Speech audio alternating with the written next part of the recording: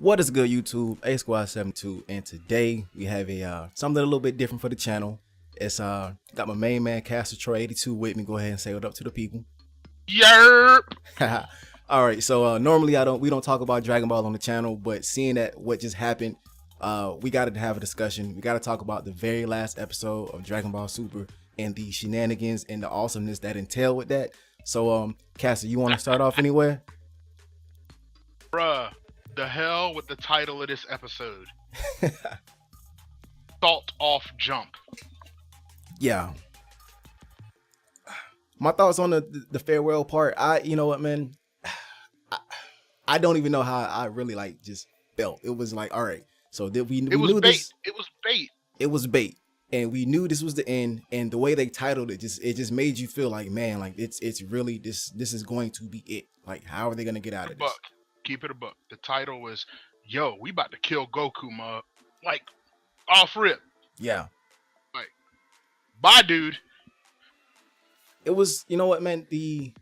I'm trying to think of what was my favorite moment from the actual episode, because as you watch through it and you're thinking of the title and you see Goku laid out, you see 17, you see Frieza, they're like the last line of defense, and Jiren he's ready to go. He's ready to knock everybody off the stage. Like, what was going through your mind at that point?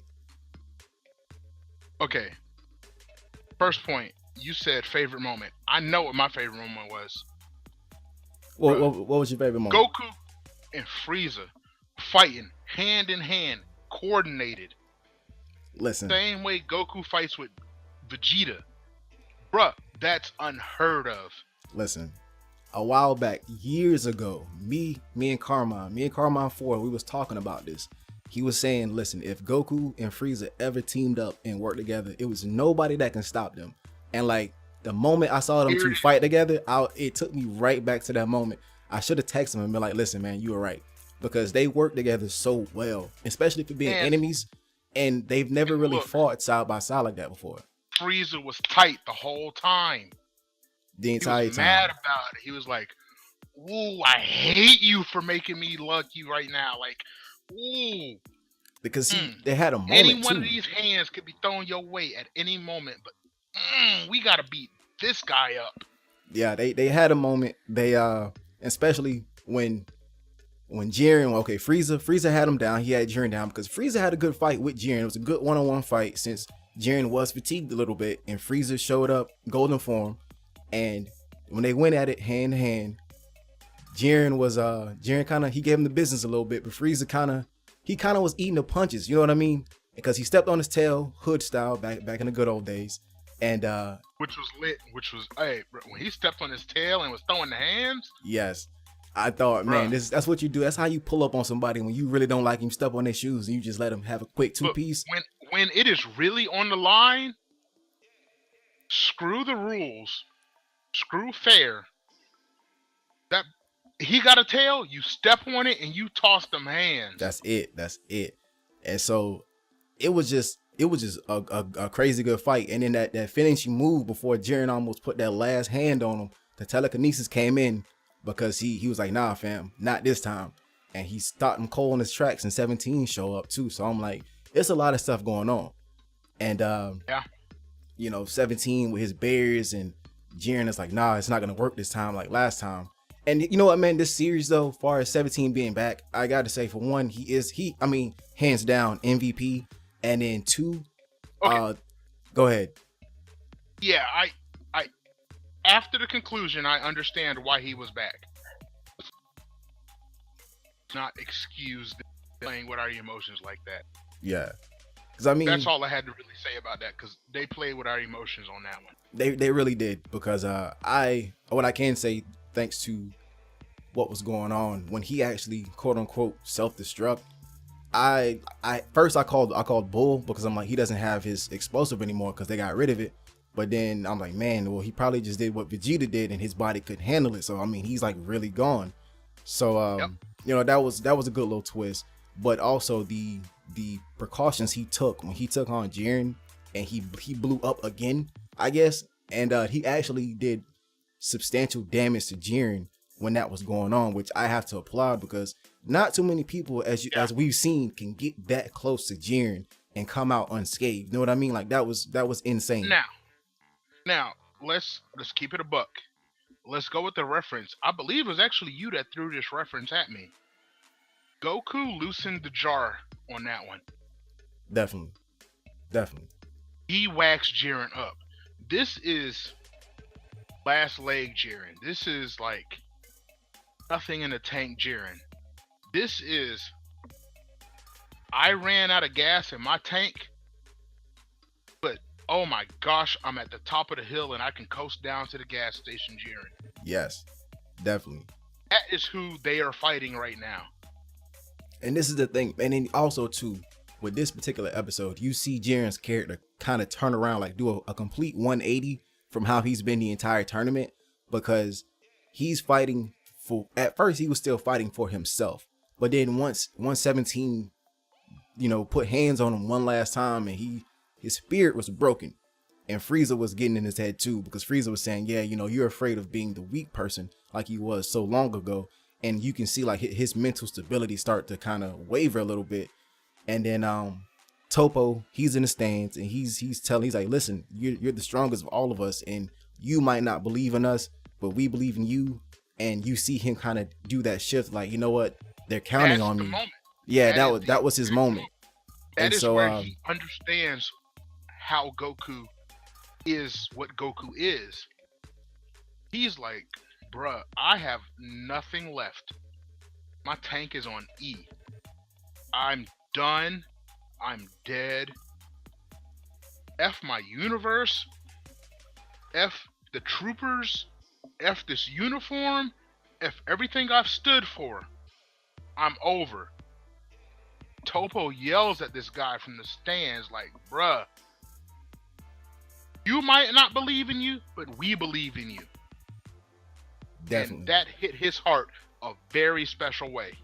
It actually changed him. And this goes back to the thing a lot of people were saying, because the entire Universe 17 at one point, except for like Krillin and Gohan, and Master Roshi, so everybody else, they were pretty much enemies of Goku. They were like antagonists of Goku, and through throwing hands, they were like, you know what, this guy, he isn't that bad, and he's shown me something that I didn't know was already there. Bro, and 17 and Frieza are like two of his biggest villains in history. Exactly. And so bro, people don't even acknowledge Dragon Ball GT. Not at all. And 17 is the worst in GT. He becomes Super 17, and he is a monster GT. Indeed. And so, and we all get that moment too, because like I say, when you see Jiren's character turning around, but then you also see Frieza, he's like, don't thank me. He's all like, don't tell me what to do, and hold up your end of the deal. But as you can tell throughout the entire tournament and up to this point, he's just like, all right, man, listen, like, I have to keep that particular character, but you can see like, all right, he's working with Goku, he's working with 17, he has to have that cooperation to achieve this goal, because he knows this guy wants to be brought back to life. Exactly. And I'm just like, man, like he has to play ball, and normally Frieza doesn't play ball with anybody because he just takes what he wants. And I'm like, that was a big moment to me for Frieza, because he doesn't listen to anybody. He does exactly what he wants to do. And he's a smart guy, but at the same time, man, he's like, all right, don't thank me. He's smiling. Him and Goku smiling at each other, and they're fighting together. And it's like, listen, this is something that we've never seen. Something that's like just over the top. And it, like I said, it got me my feelings. I had to sit up. I sat up and crossed my arms, because like I was so conflicted on how I felt about what was going on, because like these are mortal enemies. That was less a moment for me. It became almost the whole episode for me. Yeah. Especially when Whis did what he did. That's a whole other topic. We'll get to that in a minute. Yeah. But after that, we get back to the 17, and it was because Goku and Frieza was fighting Jiren. 17 was in the background shooting energy blasts and everything like that. Right. They finally, because pretty much that was like the first 10 minutes of the episode, just them fighting, because the other 10 was just, I don't want to call it like Goku and Frieza? Yeah, it was Goku. 17, right. Goku, Frieza, and You're Jiren. missing a small moment. I'm missing one. Calling this out because I'm looking at it right now before my eyes. What's that? It's when 17 and Frieza first stand up to Jiren, and Toppo talks him back to life. Jiren's throwing hands. He's just angry. So, throws an explosive blast. Instant transmissions to defend the blast. Gotcha. Instant tears. Bruh, really? I started, oh my god, Goku, you're my favorite. I was crying, bruh. But you know what, man? With that whole thing, I had some questions. Because that note. So, look, Goku. He does what Goku does. He pushes himself up. He gets to his feet. He instant transmissions in to defend the blast, right? Yeah.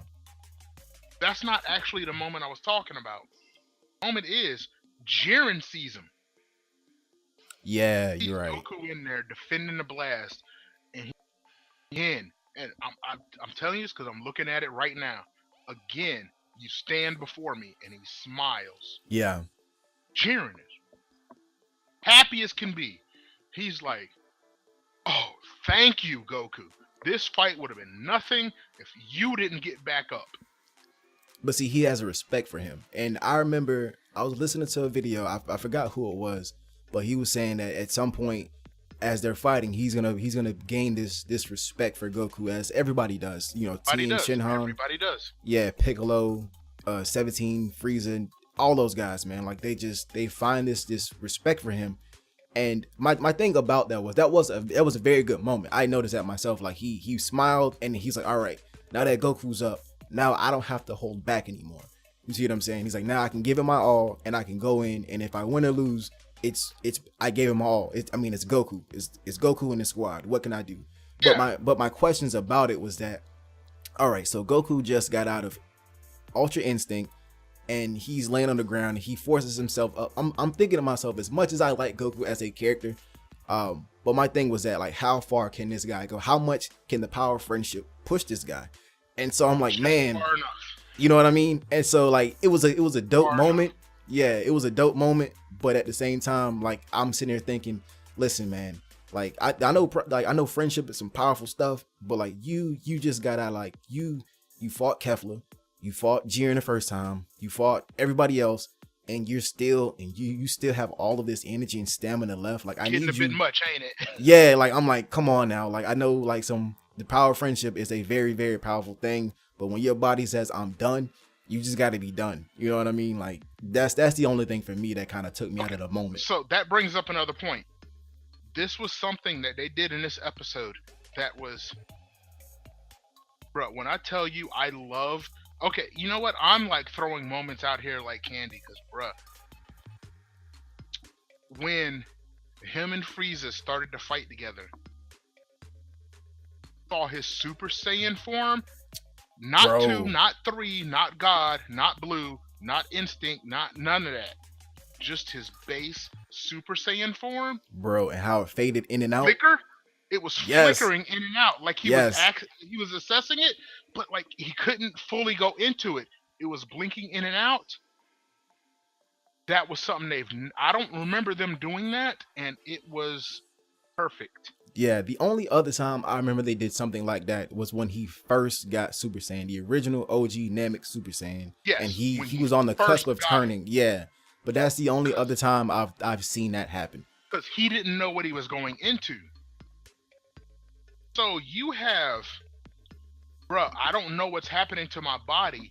This is puberty for a Saiyan versus, nah, I know exactly what's happening to my body, but I'm so tired and exhausted and fucked up that I'm flicking a light switch. I can barely access my base form. And let's be honest, Super Saiyan is his base form. Yeah, base Super Saiyan. I mean, depending on who you ask and who's looking at it. His base form. Yeah, because I mean, is it just regular Super Saiyan, or is it like that mastered stuff? Yeah, exactly. Yeah, he's mastered it. Bro, Chi-Chi raised her voice a little bit too loud. He goes Super Saiyan. So that's base. That's natural, and he could barely access that. Yeah. That's a moment. That was definitely a good moment too. And Frieza losing his golden form and fighting in his what I would call his base form, because he's always in that form. Yeah, he lost his gold, and it was just this last episode was it wasn't even like a power thing anymore. It was like just more of a battle of will. You know what I mean? And so Yes. and that's one thing that I can appreciate, because like it's one thing to say, okay, yeah, this dude has this much power, you know, this level of power beats this level of power, but everybody is exhausted, and Goku states it. He goes, you know, we're all way beyond our limits right now, and if we don't come together, he's gonna take us out. And so it's just a battle of who wants it more, like who's gonna dig down deep and who's gonna pull this out. And I can really appreciate that type of like dogfight mentality that they brought to this particular episode. Absolutely. And so like that's what did it for me. Flex, if 130 was a power flex, 131 was a depth and just like grit. Yeah. And that's like, something how that I can do you want this? I can really appreciate that. Yep. But I think those are probably the best parts of that particular fight that happened, because this episode was broken down into two halves, and two distinct halves, and you can easily see that. Oh, absolutely. Yeah. I would say all of our talk has been about the first half. Yeah, exactly. Because the fight was only the first half. Because I'm trying to think now if it's like any other thing that was like significant enough, because it was okay. Pretty fast, but at the same time, okay. The conditions of the wish. Yes, okay. I wasn't sure if we were going to transition to the second half, but okay. Now that we're here, I'm good. All right. So, all right, because the wish thing and go at it. The how am I going to say this? The foresight of the Omni babies, and how they knew like, okay, somebody's gonna make a wish based off of a very, very wide moral compass as far as bringing back universes that were erased, quote unquote. And I believe the quote was that was basically the only wish that, because okay, like speculation, like look, hey, shout out to all of the YouTube channels that do the super speculations. They do the theory crafting. I love the theory crafting. I've gotten some good theories from them that I wish could come to fruition. But at the end of the day, they literally just said, yo, we have ducked and dodged all y'all's theories. This one theory we're going to double down on as literally the only wish that could have been made. Yeah. If somebody didn't wish all of them back, all y'all was gone. Exactly. Like that's mind-blowing to think that the Omni babies were capable of complex thought like that. You know what I mean? Yes. Absolutely, cuz he thought they was as reckless as Goku was. Exactly. They knew the entire tournament. Which, like, it's one of those things. I'm gonna keep it 100. When I first watched the episode, at the end, I was screaming to myself, yo, this whole thing was a waste of time. But they fought for nothing. Nah. But nah, like, yo, they had the foresight when Goku asked to fight the strongest around, and they even entertained that concept. They already knew. Yeah. Yep.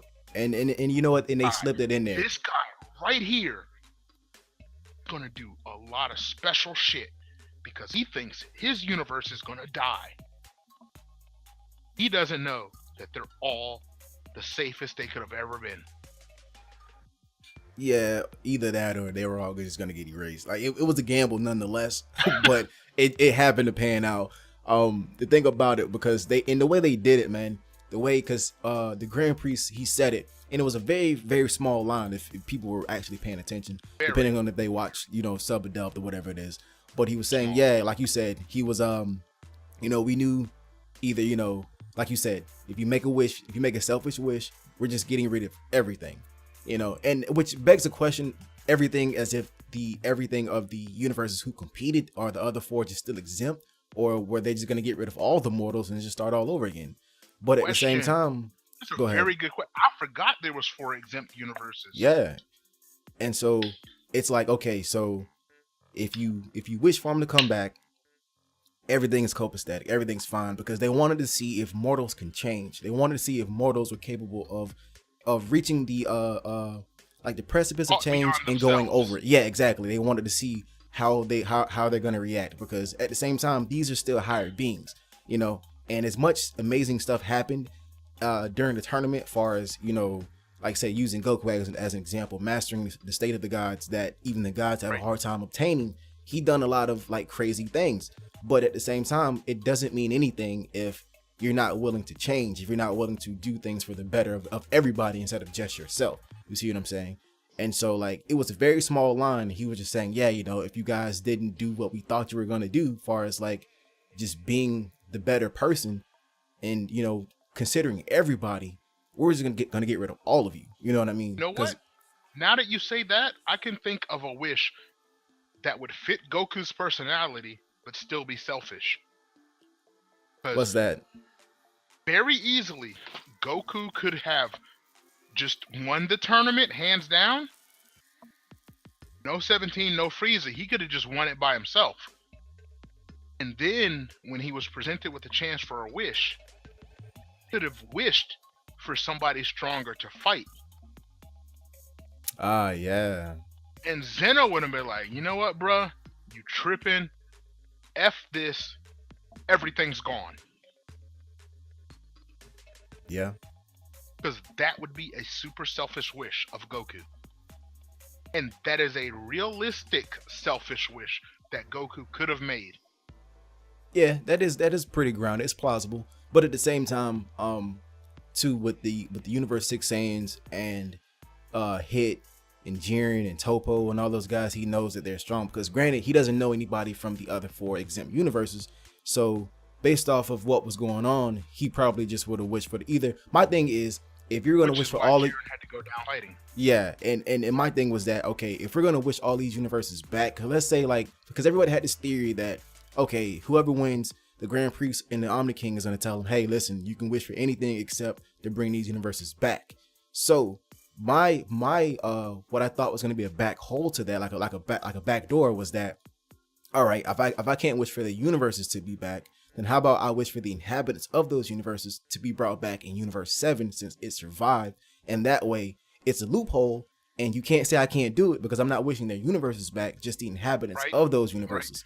You see what I mean? Low-key, that was my theory too. Yeah. Because I thought Lino-sama twins and Grand Priest would have both been like, hey, Goku, shut up. We can't bring the universes back. We was erasing them for a reason. And then I thought the wish was going to be like, hey, can I get Kaba and Squad back? Can I get Jiren and Squad back? And I'm good. That's what I thought the wish was going to be. So when the wish turned out to be what it was, then it was just granted with no question, I was thrown way off. Yeah. It's like I said, it was a lot of interesting twists, because I had heard, I didn't watch any spoilers leading up to like the last 3 episodes, and so I heard a lot of rumblings going on saying that, yeah, the Tournament of Power is going to end exactly how you think it's going to end, which I interpreted that very wrongly, because he leaves stuff that vague, like anybody can interpret that anyway, like, oh, well, I think it's going to end like this, so whatever it is. But I never thought it was going to end like that. You know what I mean? I never thought like they were being tested for. I never thought that the universe's humanity, or can I say humanity, since they're not technically human, but I guess outside looking in, they're I guess I could say humanity. They're testing them to see like what's going on. So I thought that was very dope. They're testing the moral levels I guess moral would be the word you're looking for, as opposed to humanity. Yeah. Because, I mean, keep it a buck. Goku's not a human. No, not at all. Only reason why I say humanity, I guess, because like I said, we're human or whatever. But just because we identify with Goku being human as a people. Yeah, as an Earthling. Yeah. Yeah, as a person that feels like they can achieve things beyond their level. We identify with Goku as kin. We relate to him. Yeah. So, with that being said, with the wish, the Grand Priest, the Daishinkan, the Omni babies, the universe is being brought back, and they went back to each universe and they showed them being brought back, and the dragon in the sky replenishing, I guess, the universe, as that was happening. Did they go to each one? Yeah, they showed. Did they go to like 2 or 3? No, they showed Universe 11, Universe 6, Universe 4, Universe 3. 6 and 11 were the important ones because 6 was Champa. Yeah. And Kaba and Kale and Kefla. Yeah. And 11 was Jiren. Oh shit! You know who else was in 6? They showed Gowasu. 6 had the Nameks. Yeah. Namek dude was in 6. Yeah, both of them was there. 6 had everybody. Yeah, 6 had a lot of good people. And 11 had Jiren and Topo. Name somebody outside of Jiren and Topo. Technically Dispo and KasterTroy, but everybody else was trash. Okay, I'm looking at it. Yeah, they had it was 6, 11. I guess every universe got some screen time. Yeah, they did. It was But 9. it was really about 6 and 11. I mean, yeah, for us, yeah. Because those are the ones who put up the best fights, was 6 and 11. Because everybody else was pretty much just and those are the ones who got lines. 6 and 11 were the only 2 universes that actually spoke. Pretty much, yeah. And Champa had his little line about "I'm not saying thank you." By him not saying thank you, that's him saying thank you. Like everybody, yeah. Like as much as he wants to play as if he doesn't like his brother. Hey, anybody who has a brother or sister knows what that meant. Exactly. Yeah. Exactly. But yeah, Frieza, okay. They showed them all. Yeah. One just had the Kai looking up. Oh, yeah. That one universe. I don't even know what universe it was. That universe was a little sick. They had the doctor who did the little weird like. Oh, Pepperoni. All 3 of us are now one. Yeah, Universe 3, Pepperoni. That same universe had the dude who was not the guy from GT. The baby clone. The Tuffle. The little silver guy who was like doing weird stuff. Majikayo or something like that. He was like the the Terminator type dude. Was silver, and he looked like a guy from GT. Yeah, he Majikayo. And they had the guy in the suit who was like, "My belt tells me I'm in speed mode. My belt tells me I'm in power mode." Yeah, that was Universe 3. Yeah, that universe had a little smoke. Yeah, but it was plot smoke. it was plot. Yeah, it was.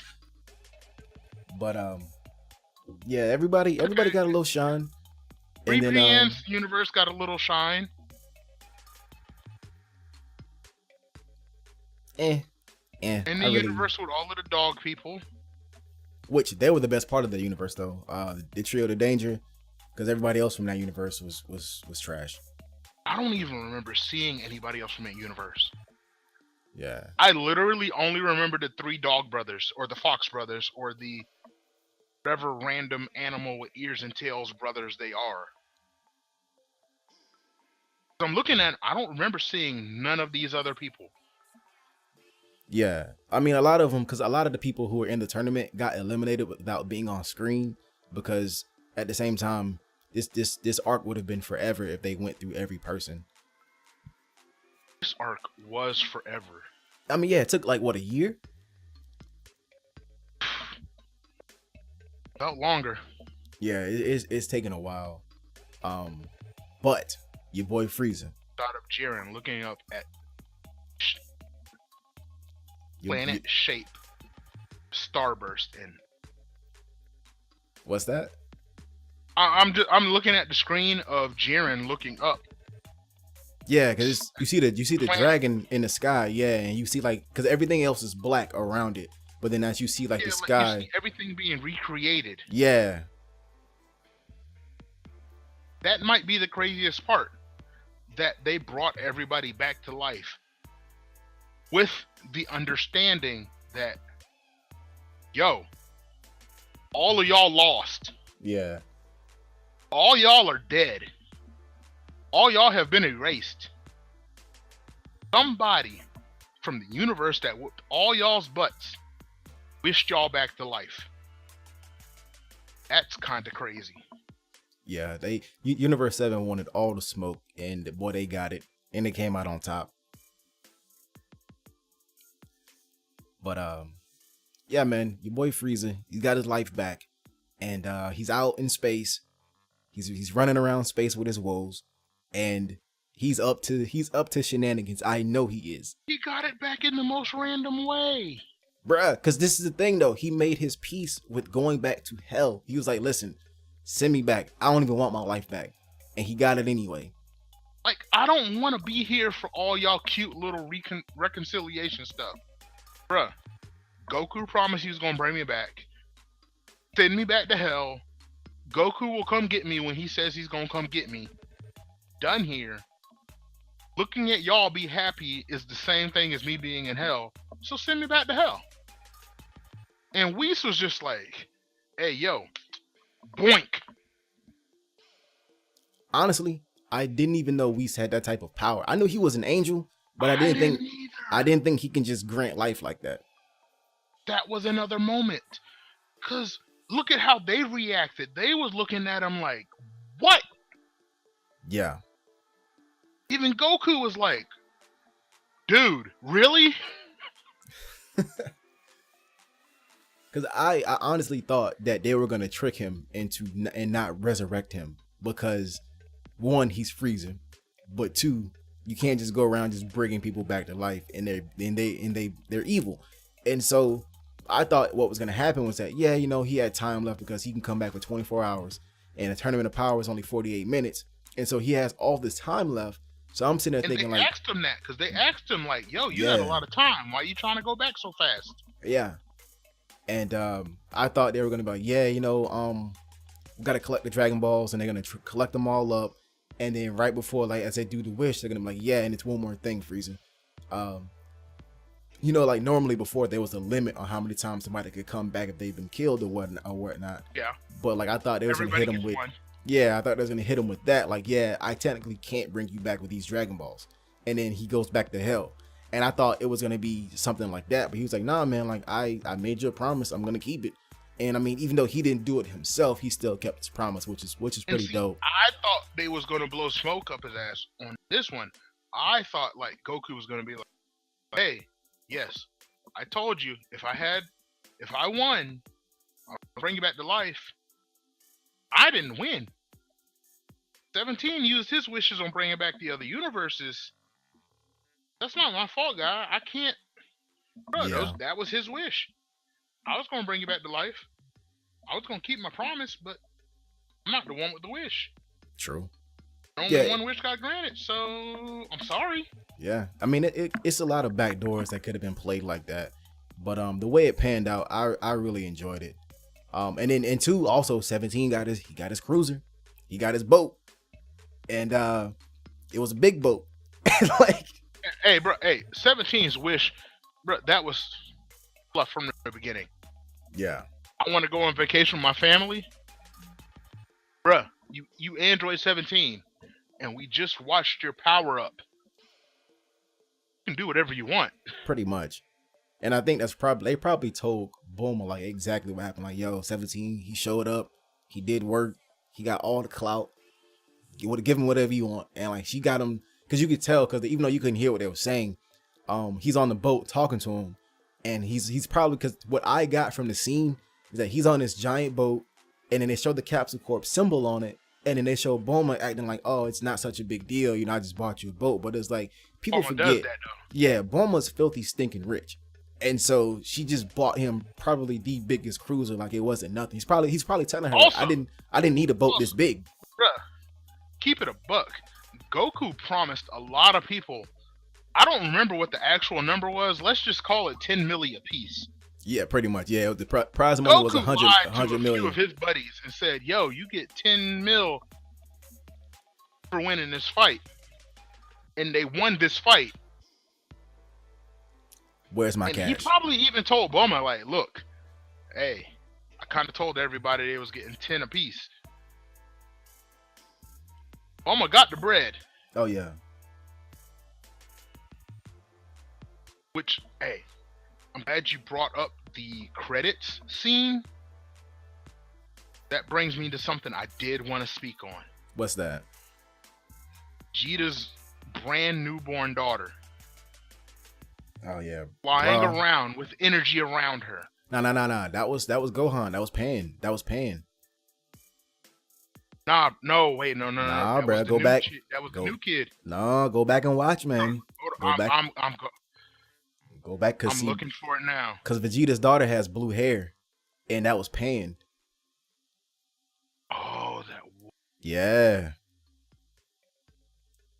That's why they got into it at the end, because she flew straight to Vegeta, and Goku laughed about it. So he was like, "Yo, you want to laugh? Throw these hands." And hey, and she put a knot on his head. Yeah, man. Hey, I don't care if you off guard or not. You ain't just putting a random knot on Vegeta's head. You gotta sick him with one real good. Yeah. But you know what I did? You know, okay, I'm a Piccolo fan. Oh my god. Dude, yeah. It even says Pan on her pajamas. Yeah.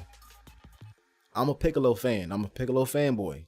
And I don't like how after the tournament, he goes back to babysitting Pan. I can't have this, man. I need Piccolo out here training, meditating, getting stronger. I can't have him being a babysitter. I don't like it. He's training his new daughter. His kids. That's his granddaughter. No, that's his kid. Oh, okay.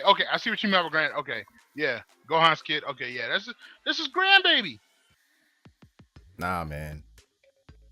I need Piccolo. I need King Kamikolo back. I don't like this nursery around Piccolo babysitting Pan.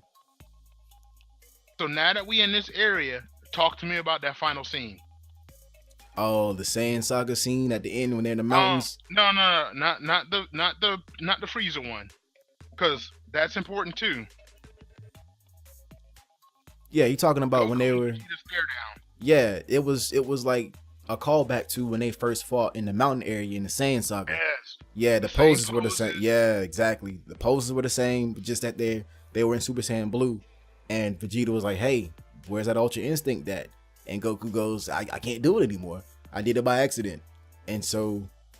that made me so angry. Yeah. Goku was like, bruh, look. Tournament with some other shit?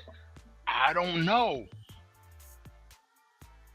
He's going to have to fight somebody super strong again in order to tap into that, because he just can't get into it. When I saw it, I knew it was something. But, hey... Let's keep it about. I know it was like super specific poses. Wasn't until the next morning when I saw a post calling it out. These poses that they took when they first fought, and I was like, "That's what's up." They're the fighting. You know what, man? I noticed it when they showed them in the mountain region. I was like, "This is where they first fought," and I was like, when I saw Goku hit that stance, that with his arms all spread out, squat down, like wide eagle stance. Yeah, I was like, oh man, they're doing it. And then you see Vegeta with that hand in front of his face, and his whole like left side is exposed, or his right side's exposed. I'm like, this is the fight. This is the very first fight. And they're just like, yeah, man, we're gonna get stronger. And he's like, yeah, we don't have a limit. We can go as high as we want to. And I'm like, what is next for these guys, man? Because at one point in time, like, cause even Vegeta, he admitted it when he was in the, I want to say hyperbolic time chamber before the first Universe 6, Universe 7 tournament. And he was like, as much as I don't like this dude, as much as I would love to just be by myself, I need him to let this guy outclass him as far as power goes. He refuses to let him outclass him, but he also knows he needs him to get stronger, because without Goku, he can't get stronger. He knows that. And he knows his hatred, lowborn Saiyan, to supersede his royal bloodline is unacceptable. Mm-hmm. So his disdain for Goku is exactly the fuel requires to go to higher levels. Knows it. So that's why when you see him insult Goku or call him Kakarot, he's doing it out of spite. He's doing that knowing, like, fuck, I love this guy, but I have to hate him. If I don't hate him, I don't get stronger. Pretty much. He's the one thing that drives him to do better, because he knows, like, I can't give this guy an inch, because if I do, he's gonna pass me. And we all know how long it took for Vegeta to catch up to this point. And it's funny because, again, he has, everybody calls it something different, but he has Royal Blue and Goku has Ultra Instinct. I mean, I'm so happy you said that. Yes, that's my favorite term for it. Royal Blue. I call Royal it Royal Blue is my official term for it. Yeah, because it's his own path. It's him branching out. It's him doing his own thing and not following in. I don't want to say shadow, because I don't want to say he's always been in his shadow. It's just that he's been trying to do what works for Goku instead of what works for Vegeta. It's the one time that he was trying to mimic Goku's growth that he found something that he can call his own. Exactly. And that's why I consider Royal Blue the perfect name for it. He has royal bloodlines. He is the prince/king of all Saiyans. He knows it, he accepts it, and he dwells in that. So for him to find a form that's different from something Goku did, of course you have to call it Royal Blue. That's for me, that's a personal thing. That's just like, it fits him. It does. Now, on that note, Goku said he forgot or didn't even know how he accessed Ultra Instinct. Vegeta didn't say he didn't know how to go Royal Blue. Yeah, he didn't. Vegeta can snuff Goku right now. He probably could. And it'll be interesting. If he wanted to, he can go Royal Blue and fuck Goku all the way up. Or throw hands enough to remind him how to access Ultra Instinct. Yeah. Wanna go that route with it. Because it's something about, because I know Weiss mentioned this before when he was saying that it's more as you break your shell, as you break your limits and you go further and further, it gets more difficult for you to break the next limit. And so it's gonna take something like astronomical. It's gonna take like a Jiren level threat to get this man back to Ultra Instinct, and then from there he'll be able to do something.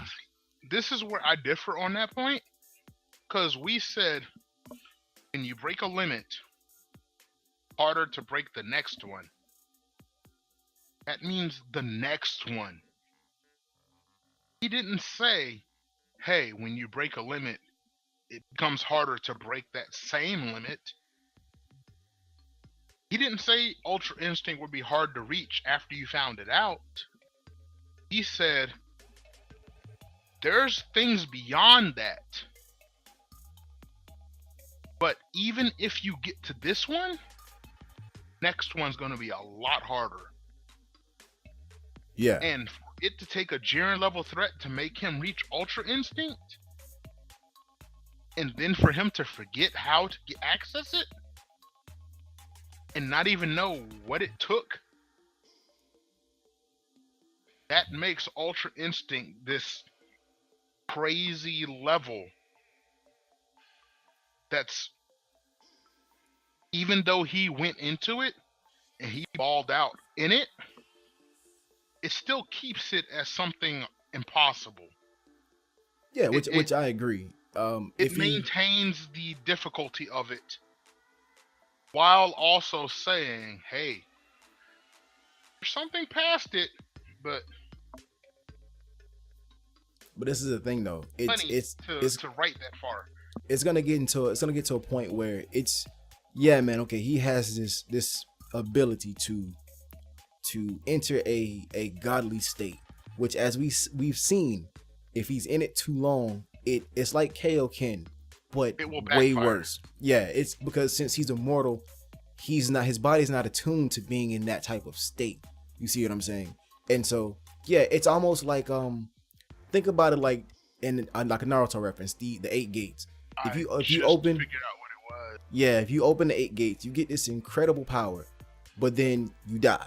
But it's not that drastic. But at the same time, when he however, you're on it. yeah, whenever It's not a power up for Goku. We, as fans, know Goku's going to win. More or less, he's going to find a way, or somebody's going to find a way. So Ultra Instinct, and I literally just realized this as you were explaining it, not a power up for Goku. Power up his enemies. It's kind of like a state. Like, hey, look, doesn't go Ultra Instinct, this guy really wasn't that much of a threat. Kind of like a door to the club. You cannot push Goku into this state of being that he doesn't understand yet. He ain't that tough. yeah, That's what it sounds like. yeah, it's one of those things. If you use it, you have to do it, and you have to make sure that while I'm using this, the moment I activate it, it's no turning back. I'm gonna end this dude, whoever he is or whoever it is. I'm gonna activate this. I'm going to end them, and I'm going to get out of it. Because if I don't, it's gonna just breathe disaster. Because as we saw, this dude, he damn near died because his body could not take it. You know what I mean? It's not something that's for him. He's reaching into a realm in which he should not be in any way, shape, form, or fashion. And Exactly. he's there, and the moment like we saw when we watched the episode together, and we saw all the gods stand up and they were acknowledging this phenomenon that's happening, and it's like he should not be doing this. He is he's a conundrum. He is special. Yes, he's a conundrum in itself. And why is this happening? And so the drawback for a mortal being in a realm in which they should not be, it just destroys his body, which I think that is a great balance to the amount of power he had. Because with that Ultra Instinct power, just him being able to tap into it whenever he wanted to, there's not a being in a galaxy in any multiverse that can handle him. So you have to put a cap on it. He made Jiren look like a complete fool. Exactly. For that hot minute. And that's why they had to balance it out. Like, look, has the power to make anybody look dumb, but it has consequences. Yeah. But Showed us that. now that we got that on our belt, let's talk about this last clip with Frieza and the Frieza army in space. Sorry I made y'all wait. Now I'm sitting here, I'm watching it, and I can't remember, they show the planet that they're in space around, and then they show I don't know if it was a sun or if he like blew something up. I don't know if it was purple or orange. I thought it was his ship. Yeah, they showed his ship, they showed his forces, and I thought they showed a planet somewhere in the background with like something eclipsing it. I don't know if it was a sun or if he actually blew something up. But he was saying, I didn't catch the planet. I thought it was just his ship. Yeah. And him like being like, I'm back. Yeah, it might have been just the sun in the background. But I thought he done something. But he's like, yeah, sorry for, like Lil Wayne style, sorry for the wait, but I'm back. And he give you this look like, bruh, no, it was more than I'm back. You have to quote it correctly. Okay. Emperor of the Universe is back. He laid claim to the entire universe that was just on the line in that tournament. Yeah. Which he helped save. And hey, he helped save it, And while he was saving it, he told them to his face, I'm not stopping my evil bullshit. Oh yeah, not at all. He told them. He told all of them. Before Whis made him alive again, he told them, I ain't stopping none of this. You know what Goku said? I'm gonna be there to stop you. Hey, bro, I'm gonna be right there to stop you. Yeah. I'm gonna just whoop your ass again, bro. All right, I'm looking at it now. I see a red planet. I see a purple sun coming over the horizon. I see Frieza's ship and mad goons around it. Yeah. Nothing super special about it. Okay. I thought he had like blew something up, or I thought something, because see the purple in the background made me think that he blew something up. No, but he literally does say everyone sorry for the wait. Yeah. Which is exactly a Lil Wayne mixtape title, I think. Yeah. Sorry for the wait. He's like, look, but I'm back and we finna go fuck shit up. And Emperor of the Universe has returned.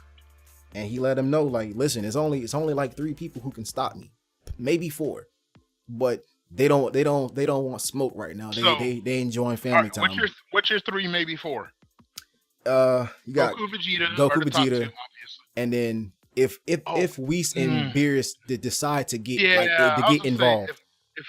If Whis, because Beerus was the one who made the call on bringing him back to life. Yeah. And which is crazy. Beerus was like, "Yo, he earned it. Fuck it, bring this evil motherfucker back to life." Yeah. And so, like I said, if they decide to get involved, which most likely they won't, and then, like I said, you have Goku and Vegeta. Because they want to see if Goku goes ham again. Yeah. That's all Whis and Beerus want. They want to see Goku and Vegeta go crazy. That's it. But that's what I'm saying though. Like, he shows up and he's like, listen, we're here and we finna go out and do what we always did. And I'm the Galactic Emperor. I rule the universe because there's nobody that's gonna stop me. Because Frieza knows, as long as he doesn't bother Earth, he's free to do whatever he wants to do. He's free to do it. Because there's nobody to stop him. It's nobody to stop him. Don't piss off Vegeta, I'm good. Yeah. Solid point. Yeah. But is there anything else that we missed though? I don't know that there's anything for this specific episode. Yeah. I would ask, where does Gohan fall in all of this? Man, listen. Because you said 3 or 4 people can stop Frieza. Oh yeah. This is your 4, but I don't know if Gohan's on that list. Nah, I can't put Gohan on the list only because I really feel Gohan does not want to smoke with Frieza in golden form. I can't give him that. Where did this is just me being out of touch for a minute. Where did the Frieza saga fall versus the Cell saga? Okay, listen. Okay. Wow, I'm glad. You know what? I'm glad you said that. I'm so glad you said that. I went back and I was watching the stream on Facebook. Right. So they showed the Android saga in the Gohan versus Cell fight. And I honestly, and this is a very unpopular opinion, but I feel as if the Cell saga and the Android saga was overhyped. Because I sat back and I watched it and I'm like, man, this is nothing compared to the Namek saga and everything that happened that entailed on Namek. You see what I'm saying? Like, it was built up. Right. I'm with you. Yeah, and so you have Gohan who, okay, let's look at this from a linear perspective. So Gohan depending on manga or anime, he was either 9 or 11 when he fought Cell and went Super Saiyan 2. He was the strongest person on the planet. And 7 years later, he's in high school. Majin Buu shows up. Gohan goes Super Saiyan 2, and Vegeta clearly states he's weaker than he was when he fought Cell.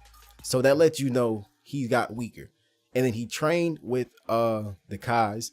He got the Z Sword. He got his power unlocked, and he's now the baddest dude on the planet again. But then he doesn't train for a long time as well, and he trains with Piccolo for like a day and a half, and I'm supposed to believe that he's on Frieza's golden level that went toe to toe with not just Goku but also Vegeta Super Saiyan Blue. And then he did mental training in hell and came back out and showed him that listen, I was in hell doing mental training, and we all know Frieza's potential for growth and power is exponential. And so with that being said, Gohan does not want that smoke with Frieza in golden form. It just will not happen. I can't sit here and say that Gohan will take out Frieza. He threatened him to do so, and Frieza admired the moxie. He's like, all right, kid, I see you. Because we all know Frieza knew Gohan when he was a 7-year-old kid. Or was he? He was younger than that, actually. Frieza seen Gohan grow up. He knew him as a little tyke. Exactly. You see what I'm saying? So Frieza is not, I don't think he's on Frieza's level. And I'll debate that with anybody. Okay, so I'm actually on your page on this one. Because when Gohan, quote unquote, defeated Cell, was that not the father-son Kamehameha wave one-handed?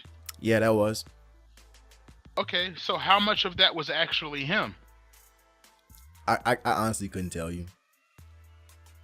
Yeah, so Gohan might not have really thrown that Kamehameha wave. That might have been his dead daddy that threw at least half of it. Yeah.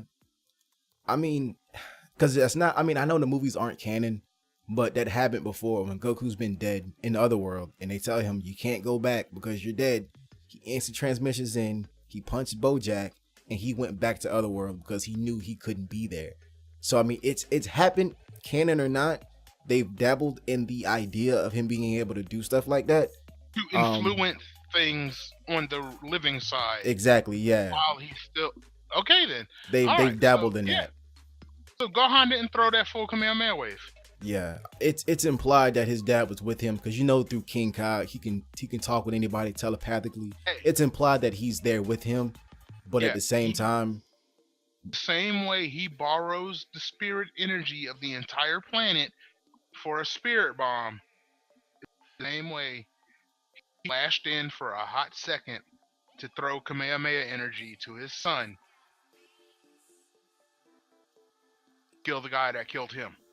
Yeah, it's like I said, I don't see Gohan on the spectrum. He doesn't want it with Frieza, and if Frieza really wanted to take him out, he would do it. As much as he's improved, as much as Gohan has a very high potential, because they also state throughout the series that half-breeds have a better potential to get stronger, but Gohan has never been. Yeah, Gohan was the plan. The fans said no. Exactly. Then they had to buck back. And based on his character, if you ever watched, like, say, we've seen it from start to finish. Even when back in the good old days with all the filler and whatever it is, yep. Gohan's character he's never been a fighter. He's always been a, if I have to, then I'll do it. But he doesn't have that killer instinct like his dad or Vegeta does. Isn't that how Gohan tricked him into this tournament?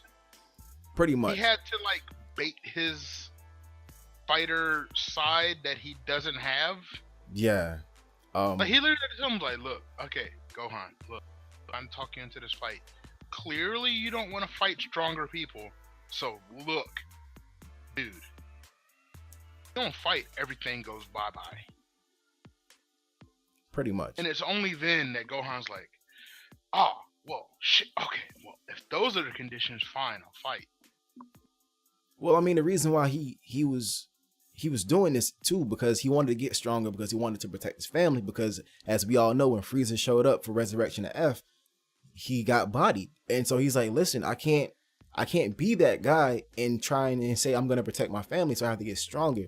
And that's when him and Piccolo sparred, and Piccolo taught him, he's like, listen, you've got your power back, but at the same time you get so like drunk off power that you lose sight of what's going on. Yeah, you want to protect your family, but that can't. He gets cocky when and he was saying that you can't let that be like, you can't have tunnel vision. You have to assess the situation at all times.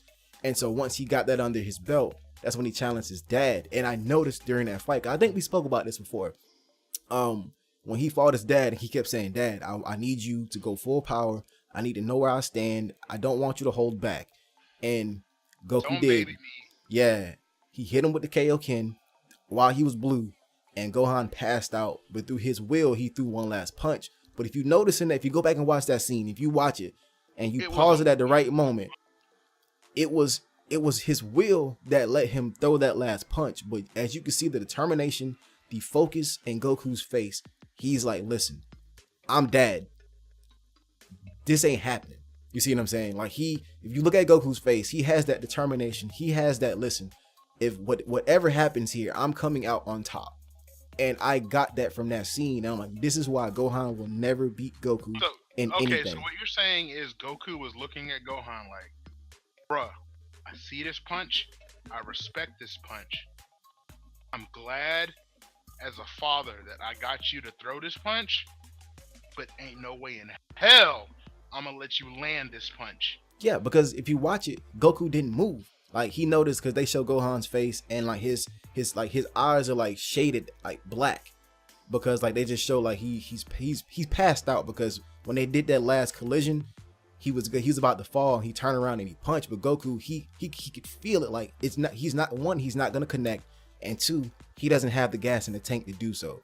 And that to me was like, that was the defining moment of the fight, because I'm like, listen, Gohan, as much as he wants to be that fighter, as much as he wants to be that guy, he just does not have it in him. Goku does. And I don't know if it's because he's a full-blooded Saiyan and he just lives for this, but at the same time, he has way more experience than Gohan does. He's been through a lot more than Gohan has. And so in 3, he's dad. I don't care what's going on. You're not going to beat dad. It's not going to happen. I'm telling you that right now. And so based on my evidence from the series, Gohan is just he's a top tier, but he's not god tier. And that's where Goku, Vegeta, and Frieza are. And I'll even say 17, because he's proven that during the Tournament of Power. Here's where I understand what you're talking about fully. Nephew, Herb's son, Jay, just got his hands on Dragon Ball FighterZ.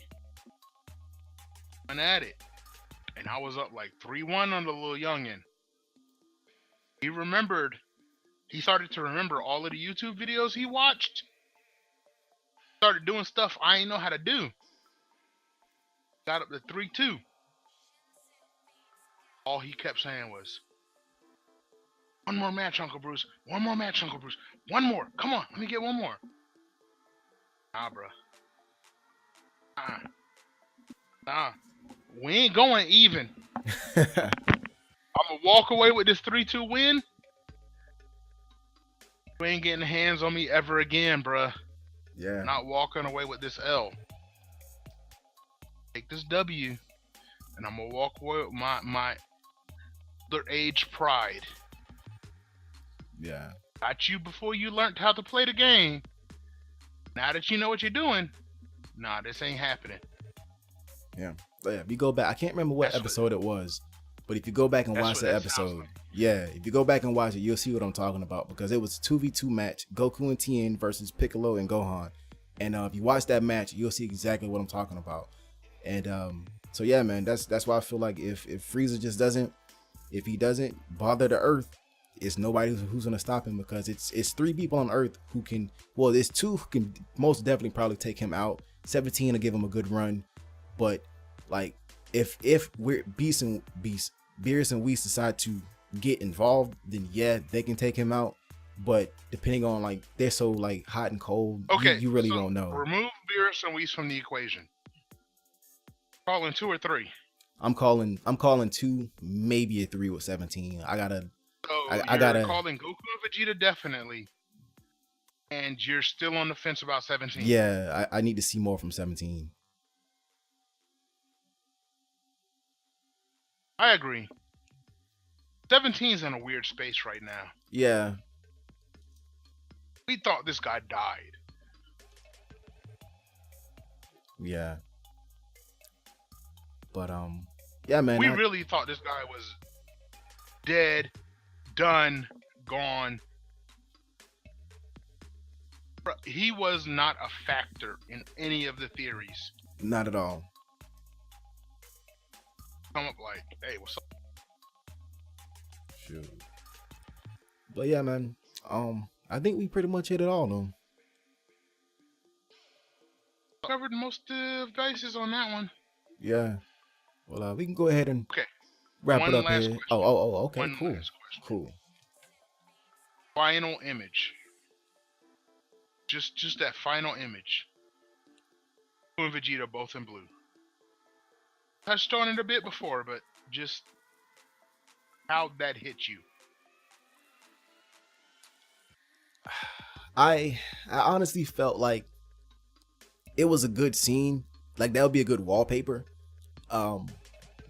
They left it. They closed the book in a way that if they can open it from that same point, they're able to do so, because it ended right where the series technically started, as far as Dragon Ball Z goes. And the narrative with that particular scene, about them saying that, hey, if somebody else shows up, if there's something going on, then we'll be right here ready to take them on. And so they're saying, yeah, man, we're gonna just chill for right now, and if something's gonna happen, these two they're gonna pick it back up, and we're gonna keep on chucking forward. No matter what story we tell, we understand that this is where it is at. Yeah. Vegeta striving to outclass one another. Yeah. That's exactly what I got from it. Like I said, it was a good piece. It was drawn very well. Like I said, it could be a wallpaper, for my desktop. You know what I mean? Like I didn't have any 2 or 3 screenshots of that, bro. Yeah, like it was nothing. I couldn't find anything wrong with it. A little too perfect, maybe.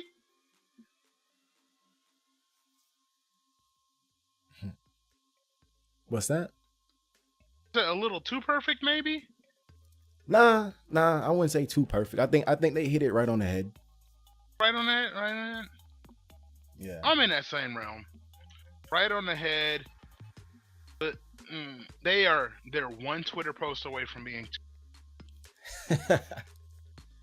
Bro, if this movie comes out and it's legit Goku and Frieza fighting each other to become stronger for 2 hours, then it becomes too perfect. Yeah. I mean, I'm gonna watch the whole 2 hours, but too perfect. Cool. Yeah, I think we hit everything, bro. All right, cool. Anything else you want to say to the people before we take off? All I got is one closing yerp. Gotcha. Oh, matter of fact, hey, too, while we talking about the trailer thing, we might have to do a separate video for the teaser trailer that they put out. So be on the lookout for that. Wait, is it out? Oh yeah, it's out. It's been out for like 48 hours. Oh boy. Yeah, so we'll have to do one for that. We'll link up and we'll do another video. But yeah, that's all we got for y'all today, man. We're gonna wrap it up here. Don't forget to like, comment, subscribe, and share this video. We'll catch you guys next time. Peace.